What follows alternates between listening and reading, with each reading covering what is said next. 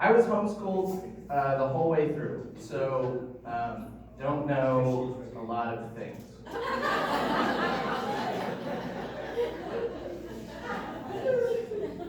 I also didn't buy weed for the first time until I was in my 30s.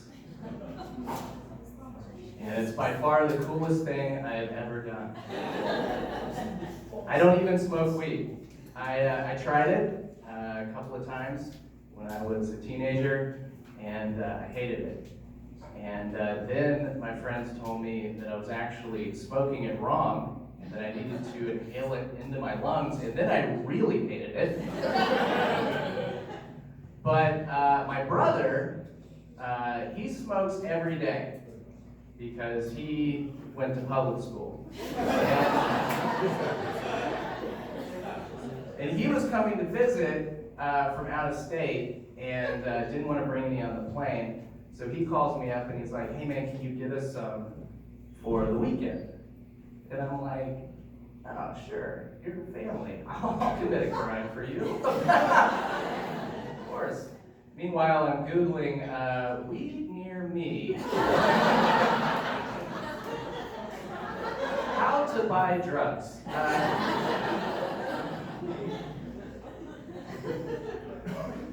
But I hit up an unemployed friend, and he gave me a number of a guy. And I was terrified to call because there's two things that give me more anxiety than anything, and that is talking on the phone, and that one time I smoked weed correctly. And so I call the guy, and he picks up and sounds surprisingly normal, and I'm like, yeah, hi, I'd like to purchase some marijuana. Pot? Marijuana pot? And he's real chill. He's like, yeah, man. Okay, how much do you need? And I had asked my brother how much to get, and he had told me get between a quarter and a half. And so I did some quick homeschool math in my head to split the difference. And I go, can I get a third?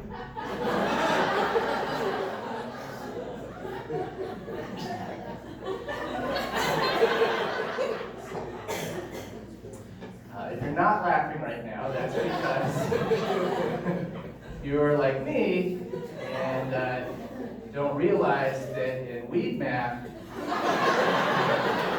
there are no thirds.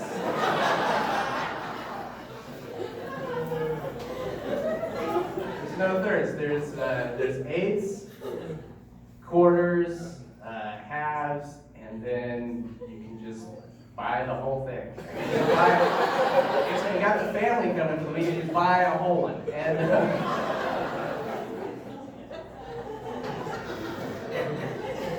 so I go, can I get a third? And he goes,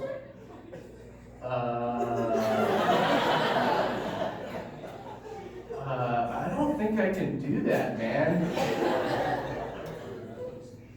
And I think, oh, that makes sense. He's a drug dealer. He's probably high, not very good at fractions. I'll help him. So I'm like, nah, man, you can do it.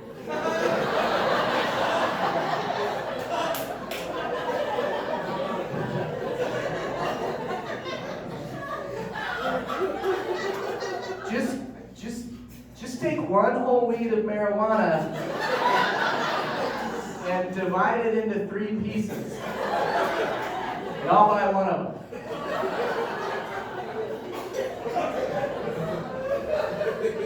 And he goes, you've never done this before, have you? And so I fess up, and I'm like, yeah, man, I've never done this before. I have no idea what I'm doing, but my brother's coming, and he told me to get between a quarter and a half. And he goes, "Oh, so you need 3 8s."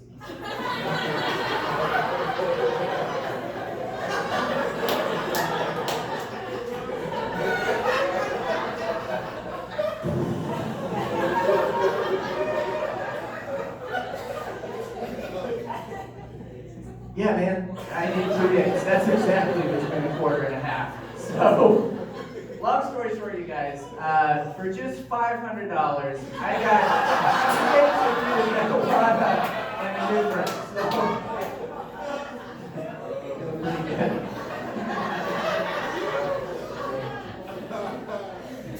Yeah, pretty cool guy. Pretty cool. I was a church kid growing up, and I remember a lot of my friends in youth group wore purity rings. I don't know if y'all are familiar with those. She's still wearing hers.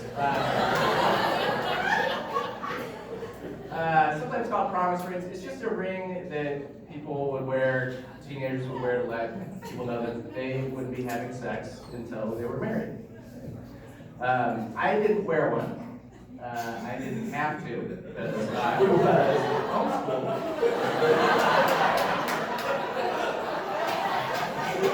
That would be redundant.